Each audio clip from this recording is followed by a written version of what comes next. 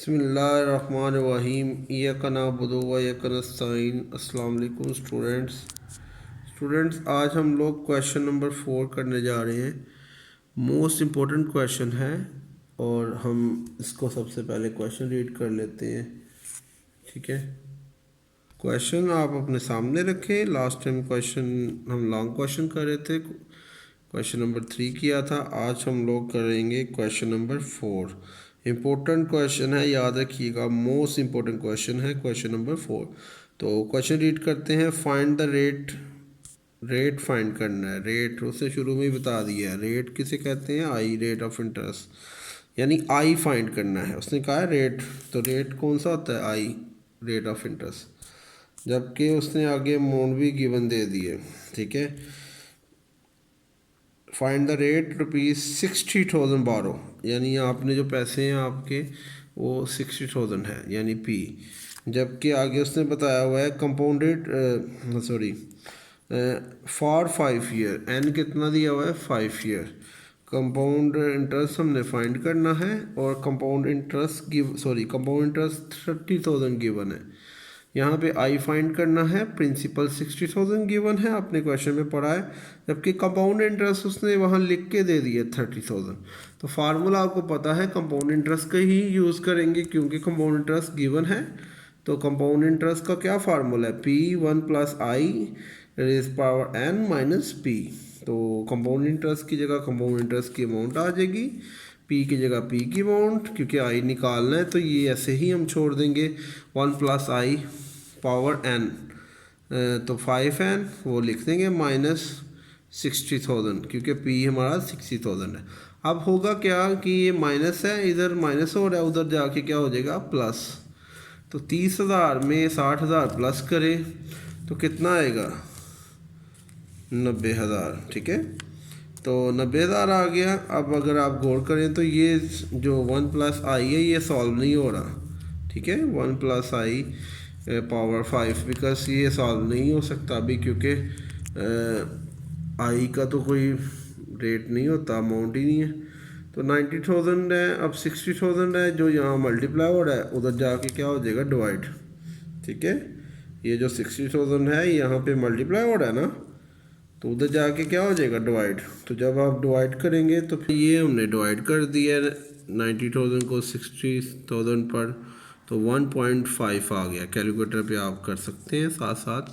1 + i 5। अब देखें हल तो नहीं हो सकता, लॉग मैथ में ना लॉग होता है एक। अगर आप पावर को देखें सॉल्व करना है, क्योंकि पावर सॉल्व नहीं हो रही, नीचे आई है, तो फिर हम लॉग लेते हैं। लॉग क्यों लेंगे? क्योंकि लॉग का कानून है कि जब कोई पावर हो ना तो वो लॉग के पीछे आ जाती है। ठीक है, जब भी आप किसी चीज़ का लॉग लेते हैं ना पावर का, तो वो पावर उस अमाउंट के पीछे आ जाएगी। ये कानून होता है लॉग का।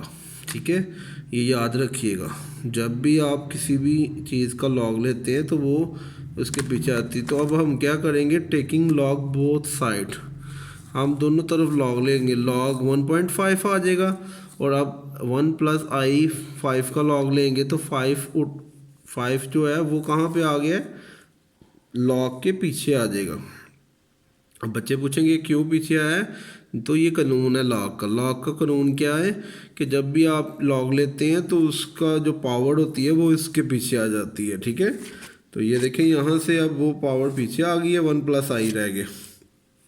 अब क्या करेंगे हम स्टूडेंट्स?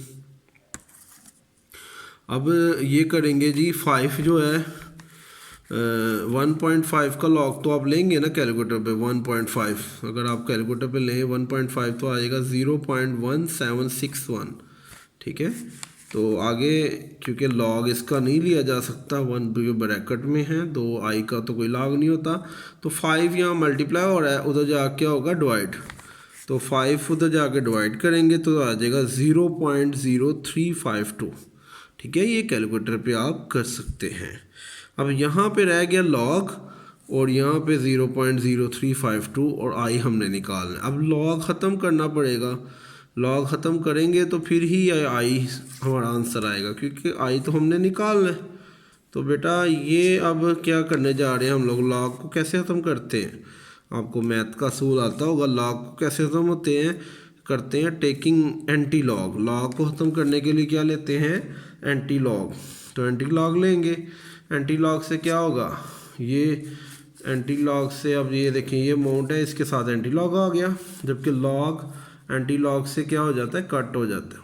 ठीक है, ये एंटी लॉग लॉग से कट हो गया। यहाँ पे क्या रह गया 1 + i, और यहाँ पे देखें तो इसका एंटी लॉग ले तो 1.0844 आ जाता है। ये कैलकुलेटर से आप करके देखेंगे। ये सारी वर्किंग जो मैं बता रहा हूँ ये कैलकुलेटर से होगी। तो आप अगर कैलकुलेटर अपने सामने रखे साथ, फिर ही ये क्वेश्चन आपको क्लियर होगा।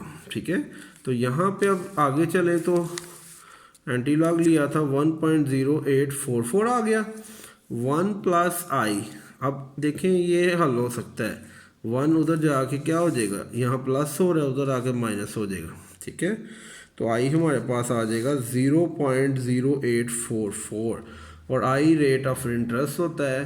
तो अगर हम लोग i, क्योंकि परसेंटेज में लिखना होता है, इसीलिए इसको 0.0844 को अगर हम लोग 100 से मल्टीप्लाई करें तो फिर ये परसेंटेज में आ जाएगा। तो ये आएगा 8.44%।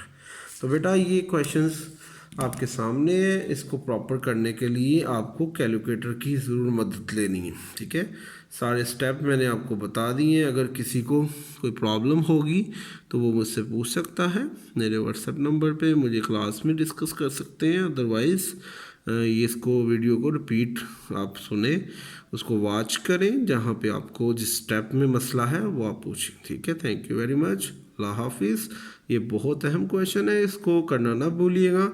इसी तरह नेक्स्ट क्वेश्चंस को भी आप सॉल्व कीजिएगा। ठीक है, अल्लाह हाफिज़, अस्सलाम वालेकुम व रहमतुल्लाहि व बरकातहू।